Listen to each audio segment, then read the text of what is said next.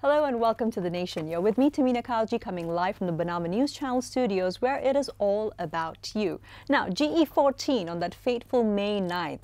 Today, this Monday, it is 60 days on that fateful day whereby Malaysia chose for Pakatan Harapan over Barisan Nasional's ethnic fear-mongering as well as grand corruption and other tactics. Now, we take a look with Dr. O. Asen and try and look at what are the remaining challenges as well as opportunities for Malaysia, not only in civil society but also foreign policy as well as diplomacy. How are you today, Dr. O? Oh, I'm doing very well. Okay, great. So good to have you back in the studios. Let's get started off by speaking a little bit about the momentum of change that's currently, sweeping by in Malaysia. Now, what are some of the most pertinent points that you feel as an analyst that civil society needs to be focused upon to ensure that the momentum does not lose it? Well, I think perhaps 2 points. Number one, it's what we call business sentiments. I think the business community, whether we like it or not, is still very much sort of mired in the kind of things you mentioned about the previous government or administration. Namely, for a lot of people in the business community, there's sort of collusion between business and government officials and so on, whereby you could get by with corruptions and get projects and so on. That kind of sentiments is still running very strong. And now that the new government is into a much more business-like or arm's length type of transaction or business dealings, a lot of businessmen, they are not feeling comfortable. How do we sort of ease them into this new and more internationally accepted norms of doing business? I think that is one challenge. Right. And then more broadly, I think still a lot of Malaysians are still also sort of mired in that kind of racialized or community-based type of communality-based type of thinking. So how do we sort of undo the institutionalization? Undo this and try to make all Malaysians feel proud about a new, clean government whereby we'll get effective and efficient service. I think that's the main two challenges. So two umbrellas. Now That's let's right. talk about corruption again. Tun Dr. Mahathir had his weekly press conference this morning, and he did actually focus on, once again, bringing down corruption levels. But now let's talk about, other than the corporate side of it, legalizing political fundraising. Now that would definitely be a challenge. It is also what former Premier Dato Sri Najib Razak also spoke about, perhaps too little too late. But what would you say Tun could be doing to ensure that this doesn't just become rhetoric, but it becomes action? Yeah, I think sometimes it's not so much to limit political funding, but to make it more transparent, to make it more open. In countries such as the US or European countries, you can contribute to your favorite party or politician, but you have to declare it. You have to declare this certain company or individual is donating R1 million or 2 ringgit to a certain candidate or party, to make sure that people know that this party or this candidate is under the donation or influence of a certain person or company. I think that's the most important thing about political donation. It's not so much to limit it. Right. Now, speaking of that, any perspectives on the Tabung Harapan, which has also received several large chunks of donations from corporates in particular? Would that be an issue for alliances, perhaps? Well, not as long as it is open, not as long as it is, for example, a certain big commercial group, they are making a donation of 5 million and so on. It has to be openly declared.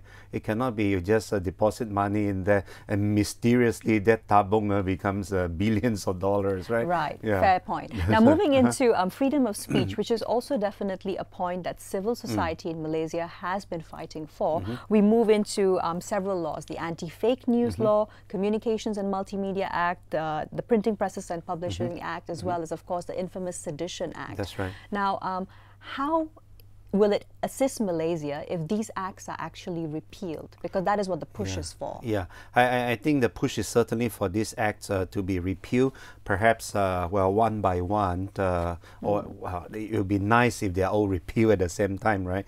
But I think people are most sensitive about, for example, the Anti-Fake News Act and also the Seditions Act. These two we should definitely get rid of. And then, of course, to make sure there's freedom of the press as as well, and not only of the speech. We must also I would say amend the printing presses Act. I think that's important, so that like newspaper, for example, they should not be they're subject to like licensing anymore. I mean, you should have a free press instead of even though no more annual licensing, but still is licensing. Yeah. So help to facilitate the flow of information. Mm-hmm. Now, any comments on the role of the Council of Eminent Elders? They're already past the halfway mark for what they have said will be their term of service. Where does that leave us? Let's say in 40 more days, 2 more months. Well, it's this what we will call Jedi Council, right? It's meant to convince investors, domestic and foreign, that the country is indeed meant for reform and so on. I think we should not be perhaps too rigid about their terms and so on. If there is a need for them to stay on, to do meaningful service to a country in terms of persuading more foreign investors, in terms of making sure domestic investors are happy with the economic situation and so on, then they should stay on for a bit longer. I mean, these are senior citizens. They're not going to be there forever. That's right. Yeah. So best to take advantage of it That's now. Right. So on that note, time for a quick commercial break. We'll be back right after. Keep it logged on to us.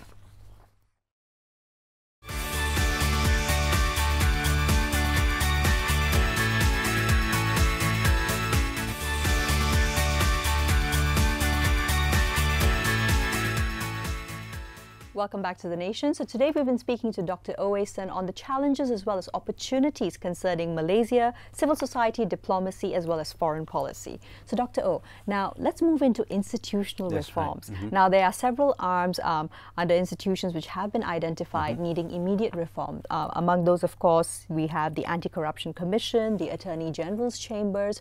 Which, in your mind, are the ones which foremost need the attention, and why? Well, I think, for example, the MACC should be moved away from the broad umbrella of the Prime Minister's department. For example, there should be make more or less more separation. Like in Hong Kong, you have the ICAC, Independent Commission, which is the Independent Malaysian Anti-Corruption Commission, and so on, so that indeed they could investigate even senior officials if need be. Yeah. So there is definitely a need to push for even less conflict of interest, right? That's right. Okay. And also some people are talking about perhaps even giving them some sort of prosecutorial power instead of having to go to the Attorney General's chambers, because the AG chambers as is already quite busy. That's right. Yeah. And also speaking about commissions being independent, Dr. O, do you feel that this should be enshrined under the Constitution so as not to allow for any further changes, regardless of who is the government of the day? Yeah, we could do that, but of course in Malaysian history, because the Constitution requires 2/3 majority to amend, right? And in the past, it has been amended quite a number of times.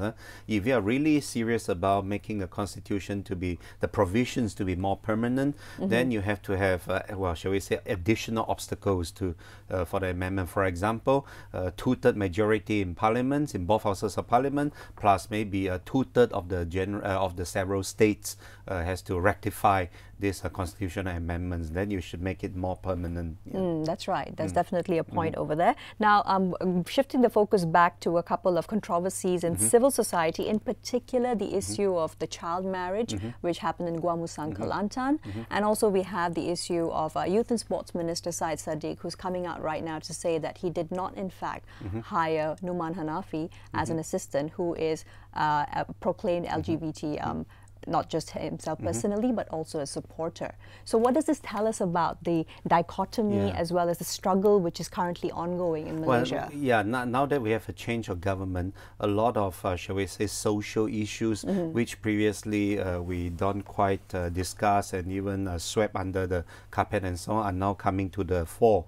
I think as a mature country and society, we should have really genuine dialogue about all these issues. For example, if child marriage should still be, shall we say, widely allowed, should there be loopholes, or should there be a ban completely? That's right. And then the rights of this LGBT community, how should we accommodate them, or should we well, some people say they have to be banned, and some people say you have to really accommodate them. So how do we as a society genuinely address these issues in a very open manner and not sort of try to again hide behind certain mask of propriety, for example? That's right. Now, definitely moving from there into diplomatic mark in Southeast Asia. Now, Malaysia has a chance right now to come to the forefront, especially in regional geopolitics. Now, what kind of opportunities do you think Malaysia should seize? Well, because Dr. Mahathir, with his previous experience and so on, he is a widely respected international statesman. And now that in Southeast Asia, there's a strong need for some sort of, shall we say, foreign policy or international policy leadership. So if I were the Mahathir administration, I would really make use of this, I would call it like golden window, to make not only Malaysia, but Southeast Asia to be more prominent in terms of determining some of the directions of world affairs, regional peace, for example. Right. How do we face this trade war between US and China, for example? So now definitely shifting the focus to the US trade war right. with China. It's no longer a possibility. It's already, it's right. pretty much in action as we speak. Now, Malaysia definitely as a strong trading nation right. with US and China forming the second and the first respective trading partners. That's right. Are we stuck in the middle, or is there still opportunity for growth and balance? Well, because now Malaysia is very much part and parcel of the global supply chain. For example, if we have a smart handphone and so on, some of the components are produced here, sent to China for further manufacturing, and then assembled in US, for example. So, yeah, I mean, if this trade war between US and China is getting more and more serious, we will be affected and so on. So it is on the one hand, we should not therefore close our door. We should continue to be a very strong trading nation. But number two, it must sort of diversify our destination of exports and so on, and not depend on maybe just US or China. We should explore new markets, let's say in South America, in Africa, and so on. Yeah. Right. So Malaysia definitely being one of the world's most open economies, That's right. it is in our favor. Now, what are your thoughts on our newly minted foreign minister and what role he could take as well? Well, I'm a bit biased because he's my good friend. Right. I think Datuk Saifuddin for a very long time has a reputation of being a very moderate and acceptable, and I would even say well-liked personality, not only in Malaysia but regionally as well. So how he would use these attributes of his to make sure that on the one hand, Malaysia can play a, I would call it a leadership role in terms of bringing forward Southeast Asia's prominent role in regional affairs on the one hand, and on the other hand, becoming a voice of calm, a voice of moderation for a lot of, shall we say, more negative happenings around the world. I think that's really important. Yeah. Now, when we look back to the previous administration, our Foreign Minister Sabahan Anifah Aman, he took a very strong and also unpopular stance on calling out China's position on the territories which were disputed with Malaysia. So he took a stand regardless, and there was also not much attention paid to his ministry. Do you perceive that that trend will continue, or will the Foreign Ministry come into sharp focus? Well, unfortunately, with all of everything that is going on domestically? Well, unfortunately, traditionally, the Foreign Ministry is not perceived to be very high in the rank of cabinet positions and so on. But that is very ironic because, as you said, we are one of the world's major trading powers. Our Foreign Minister and our Trade Minister should be playing an extremely active role in terms of exploring new opportunities, new friendships around the world for Malaysia. I think there will still be quite a bit of continuity in terms of Malaysia's foreign policy. We will be vocal when it touches upon our very fundamental sovereignty rights and so on. We will be accommodating when we find that there are opportunities for two or more countries to be prospering together. Yeah. Right. Okay. So on that note, time for another quick commercial break. We'll be back right after. Stay tuned.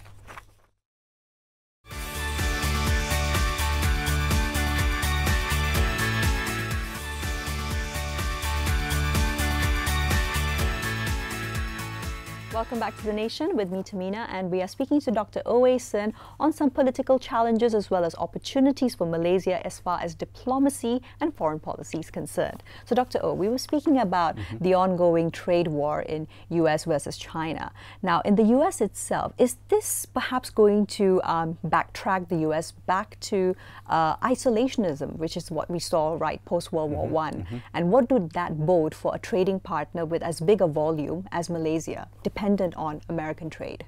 Well, of course, under the current American administration, there is every sign that indeed the U.S. is retreating into so-called isolationism. It is very important for countries such as Malaysia, as well as even European countries and China. I think we should, at this very moment, set a very good example as to how our mutual open markets could benefit each other.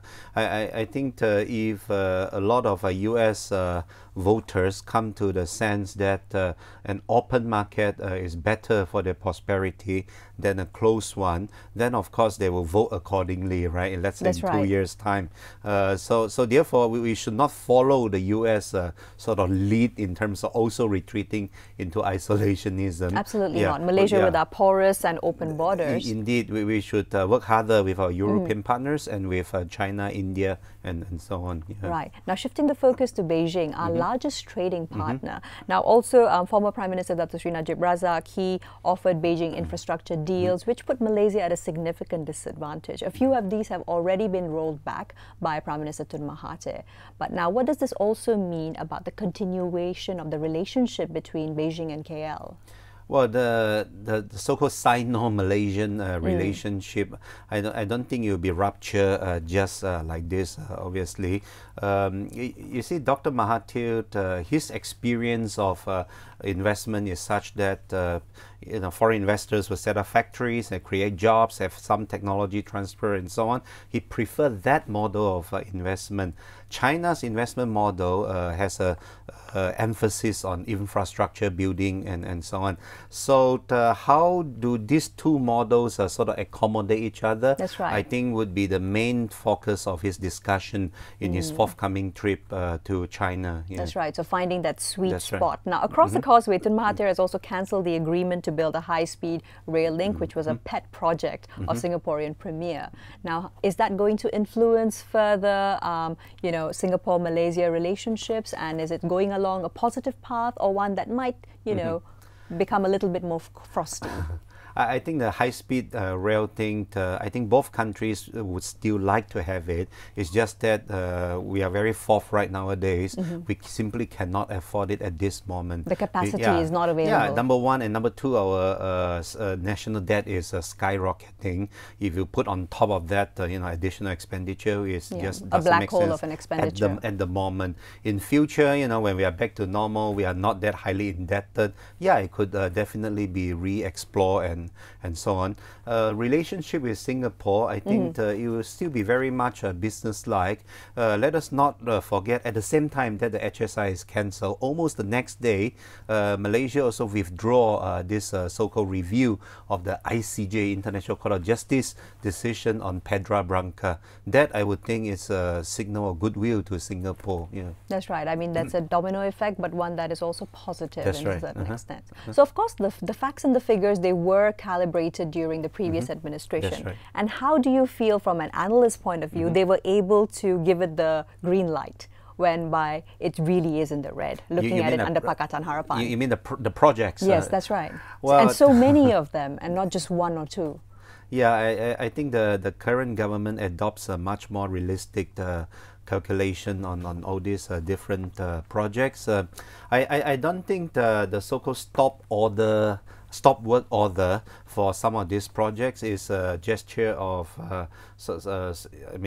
negativity towards China and so on. It's simply because, again, number one, we cannot afford a lot of these projects, and number two, the new government feels that some of these projects, they are overpriced, perhaps not at the instigation of the Chinese side, but at the instigation of some in the previous administration. So until such issues are resolved, I think this stop work order would continue. But and on the other hand, you see Dr. Mahathir welcome Jack Ma quite quite warmly, isn't it? So he likes this sort of high-tech investments with possibility of technology transfer. Very true, and I think it's also pivotal because Malaysia has to not just cusp on IR 4.0, but actually move towards it. Indeed, the use of robotic technology, artificial intelligence, or cloud computing in terms of our manufacturing, especially, I think that is what Dr. Mahathir is looking forward to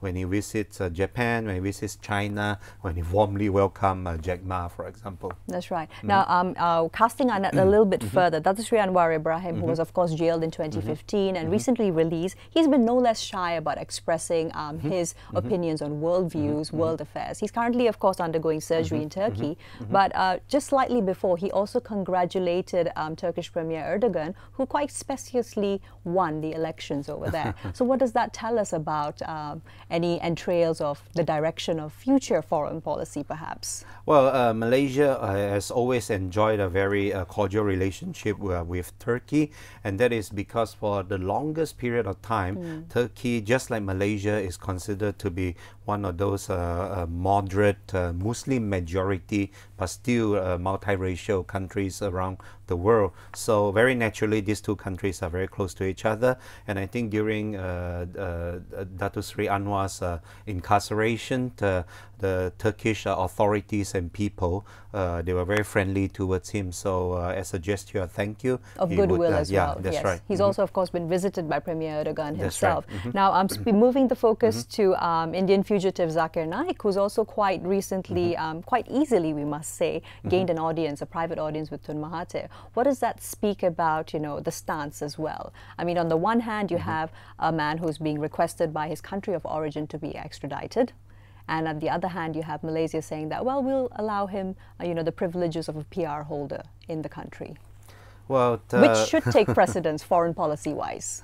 Well, of course, friendliness with our foreign friendly countries should take precedence over everything else. I think in this case, apparently in Malaysia, there are a lot of us who don't feel comfortable with Zakir Naik, including myself and so on. But there's still a vocal minority, I think, who is in staunch support of him.